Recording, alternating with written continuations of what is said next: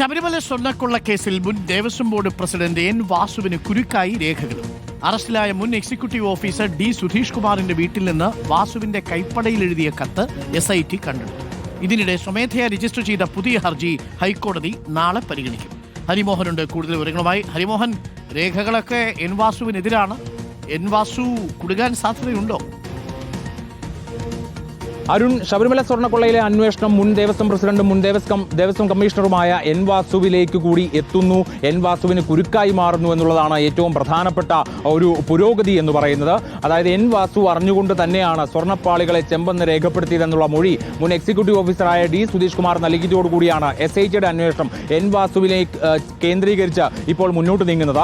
N വാസുവും Unnikrishnan പോറ്റിയും തമ്മിൽ വർഷങ്ങളോളം അടുത്ത ബന്ധമുണ്ടായിരുന്നു എന്നുള്ള ഒരു നിഗമനത്തിലേക്ക് കൂടി അന്വേഷണ സംഘം എത്തിയതോടെ ഇവർ തമ്മിലുള്ള ഫോൺ കോളുകൾ, ഇവർ തമ്മിലുള്ള മറ്റിടപാടുകളെല്ലാം തന്നെ പരിശോധിച്ചുകൊണ്ടിരിക്കുകയാണ്. മാത്രമല്ല ഡി സുധീഷ് കുമാറിന്റെ വീട്ടിൽ നടത്തിയ പരിശോധനയിൽ വാസുവിന്റെ കൈപ്പടയിൽ എഴുതിയ ഒരു കത്തടക്കം നിലവിൽ അന്വേഷണ സംഘത്തിന് ലഭിച്ചിട്ടുണ്ട്. ഇത് വാസുവിന് തിരിച്ചടിയാകും. മാത്രമല്ല അന്വേഷണത്തിനിടെ ഇനിയിപ്പോൾ കണ്ടെത്തുന്ന ഓരോ കാര്യങ്ങളും വാസുവിനെ വീണ്ടും വിളിപ്പിക്കാനുള്ള കാരണമായി തീരുകയും ചെയ്യും. അങ്ങനെ ഒരിക്കൽ കൂടി വാസുവിനെ ചോദ്യം ചെയ്യാൻ തീരുമാനിച്ചാൽ അതൊരു പക്ഷേ അറസ്റ്റ് അടക്കമുള്ള നടപടികളിലേക്ക് കൂടി കടക്കാനുള്ള സാധ്യതയാണ് നിലവിൽ കാണുന്നത്. അരുൺ.